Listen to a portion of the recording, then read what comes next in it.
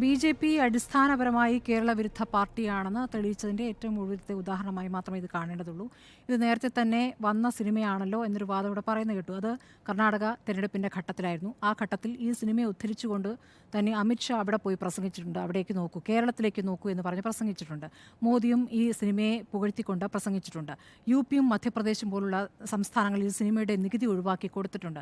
അപ്പോൾ കള്ളക്കഥ 3ഉം 32,000 തമ്മിലുള്ള വ്യത്യാസം അത് കോടതിയിലെത്തുകയും ചോദ്യം ചെയ്യുകയും ചെയ്തപ്പോൾ ആ ടീസറിൽ നിന്ന് ആ 32,000 എടുത്തു കളയുന്നു. മാത്രമല്ല ഇദ്ദേഹം ഈ സുദീപ്തോ സെൻ, അദ്ദേഹം ഒരു വലിയ സിനിമാ സംവിധായകനൊന്നുമല്ല, കലാമൂല്യമുള്ള സിനിമയുമല്ല ഇത്.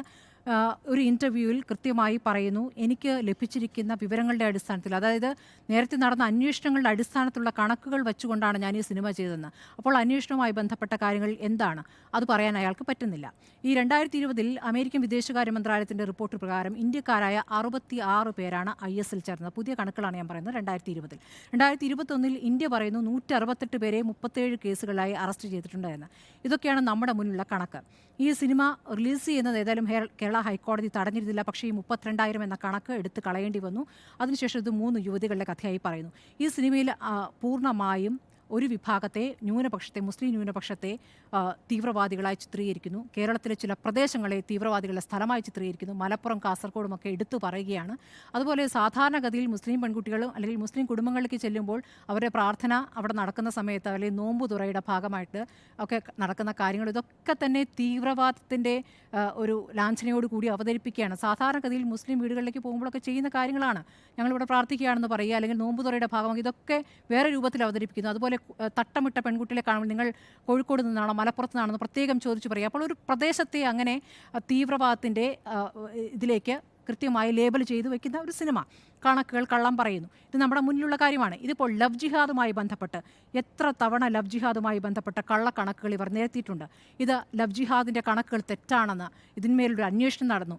ഈ ഹാദിയയുടെ കേസാണ് എപ്പോഴും പറഞ്ഞുകൊണ്ടിരുന്നത്. അത് അവസാനം സുപ്രീം കോടതിയിൽ എന്തുണ്ടായി നേരത്തെ ഉണ്ണിഭാഷൻ പറഞ്ഞാണ്. വിധിക്കെതിരെ ഭർത്താവ് ഷഫീൻ ജഹാൻ സുപ്രീം കോടതിയെ സമീപിച്ചു. അപ്പോൾ സുപ്രീം കോടതി ജസ്റ്റിസ് RV രവീന്ദ്രൻ്റെ മേൽനോട്ടത്തിൽ NIA ആണ് അന്വേഷണത്തിന് ചുമതലപ്പെടുത്തിയത്. അങ്ങനെ 89ഓളം മിശ്ര വിവാഹങ്ങളിലായി 11 എണ്ണം അന്വേഷിച്ചു. NIA കേസിൽ ലവ് ജിഹാദില്ല എന്ന റിപ്പോർട്ട് നൽകി.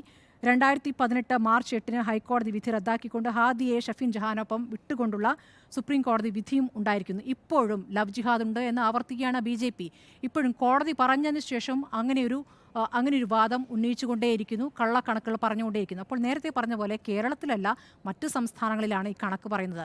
നമ്മൾ കഴിഞ്ഞ ദിവസങ്ങളിലൊക്കെ ചർച്ച ചെയ്തതുപോലെ മുസ്ലിം ലീഗിൻ്റെ കൊടി പാകിസ്ഥാൻ്റെ കൊടിയാക്കി അവതരിപ്പിക്കാൻ കഴിയുന്നത് പോലെ തന്നെയാണ് ഈ വിഷയം ഈ രൂപത്തിൽ അവതരിപ്പിക്കുന്നത്. അത് അവതരിപ്പിക്കുമ്പോൾ അത് വിശ്വസിക്കുന്ന ഒരു വലിയ വിഭാഗമുണ്ട്.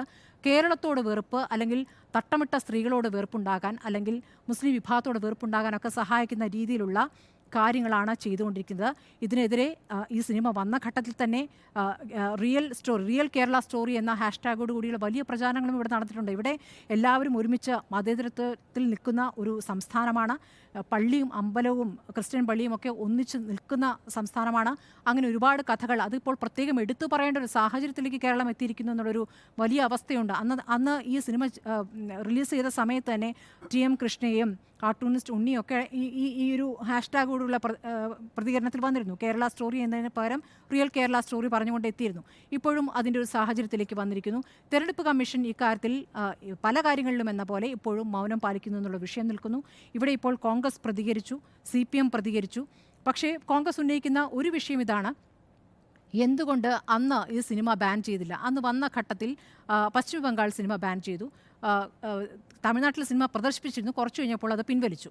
അവിടെ വലിയ പ്രതിഷേധങ്ങളൊക്കെ തുടർന്നാണ് പിൻവലിച്ചത്. അപ്പോൾ എന്തുകൊണ്ട് ബാൻ ചെയ്തില്ല എന്നൊരു ചോദ്യം ചോദിച്ചപ്പോൾ ബാൻ ചെയ്യേണ്ടതില്ല, അതിനെതിരെ പ്രതികരിക്കുക എന്നതാണ് നിലപാടെന്നാണ് അന്ന് CPM പറഞ്ഞത്. പക്ഷേ അത് തന്നെ ഇപ്പോൾ BJP എടുത്തുകൊണ്ട് പറയുന്നു. ആവിഷ്കാര സ്വാതന്ത്ര്യമായി ഈ തീവ്ര നിലപാട് അവതരിപ്പിക്കുന്നതിനെ, വിഷലിപ്തമായ കാര്യങ്ങൾ ജനങ്ങളിലേക്ക് കുത്തിവെക്കുന്നതിനെ ആവിഷ്കാര സ്വാതന്ത്ര്യമായി പറയുകയാണ്. ഈ ആവിഷ്കാര സ്വാതന്ത്ര്യം OTT പ്ലാറ്റ്ഫോമുകളില്ല. സ്വതന്ത്രമായി എടുക്കുന്ന സീരിയലുകൾ, എത്രത്തോളം കൃത്യമായ രാഷ്ട്രീയം പറയുന്ന സീരീസുകൾ തടഞ്ഞിട്ടുണ്ട്. അപ്പോൾ അവിടെയില്ല. BBC ഡോക്യുമെൻ്ററി, ഗുജറാത്ത് കലാപത്തെക്കുറിച്ചുള്ള ട്രൂ സ്റ്റോറി പറയുന്ന ഡോക്യുമെൻ്ററി, ശരിയായ അനുഭവങ്ങളുടെ പശ്ചാത്തലത്തിൽ പ്രതികരണം നൽകുന്ന ഡോക്യുമെൻ്ററി, ആ ഡോക്യുമെൻ്ററിക്കെതിരെ ഏത് രൂപത്തിലാണ് പ്രതികരിച്ചത് ഈ കേന്ദ്ര സർക്കാർ നമ്മുടെ മുന്നിലുള്ളതാണ്. അപ്പോൾ ദൂരദർശൻ ഈ രൂപത്തിലേക്ക് വന്നിരിക്കുന്നു. ഇനി ഇതും ഇതിലപ്പുറവും പ്രതീക്ഷിക്കാം. പാഠപുസ്തകങ്ങളിൽ നിന്ന് ബാബ്രി മസ്ജിദ് എന്നുള്ള ഒരു കാര്യം തന്നെ മാറ്റിക്കൊണ്ട് ഇപ്പോൾ അയോധ്യയും രാമക്ഷേത്രവും മാത്രമായി മാറിക്കൊണ്ടിരിക്കുന്നു. അടുത്ത ജനറേഷൻ അത് പഠിച്ചാൽ മതി, ബാബ്രി മസ്ജിദ് എന്നൊന്നും തുടച്ചു നീക്കപ്പെട്ടിട്ടില്ല, അല്ലെങ്കിൽ അങ്ങനെ ഒന്നും ഇല്ല എന്ന രൂപത്തിൽ പഠിച്ചാൽ മതി എന്ന രൂപത്തിലേക്കൊക്കെ ആവുകയാണ്. അപ്പോൾ അതിനെ പ്രതിരോധിക്കേണ്ട സമയമാണിത്. ഇത് തെരഞ്ഞെടുപ്പ് ലക്ഷ്യമിട്ട് തന്നെയാണ്. കേരളത്തിൽ ഇവിടെ വലിയ രീതിയിൽ ഞങ്ങൾ ഉയർന്നു വരുന്നു എന്ന് അവകാശപ്പെട്ടുകൊണ്ട്, ഞങ്ങൾക്ക് സ്വാധീനം ചെലുത്തിക്കൊണ്ടിരിക്കുന്നു, ഞങ്ങൾ വോട്ട് കൂട്ടിക്കൊണ്ടിരിക്കുന്നു എന്ന് പറയുന്ന ഘട്ടത്തിൽ ഈ കേരള സ്റ്റോറി ഇപ്പോൾ പ്രദർശിപ്പിക്കുന്നതിന് പിന്നിലെ ലക്ഷ്യം ഏതായാലും കേരളത്തിൽ ഇപ്പോൾ വലിയ സാധ്യതയില്ല എന്ന മനസ്സിലാക്കലാണെന്നാണ് ഞാൻ കരുതുന്നത്. കേരളത്തിൽ വലിയ സാധ്യതയില്ല, അപ്പോൾ അപ്പുറത്ത് കേരളത്തിനെതിരെ വിദ്വേഷം നന്നായി പരത്തട്ടെ എന്നൊരു ഉദ്ദേശമാണെന്നാണ് ഞാൻ മനസ്സിലാക്കുന്നത്.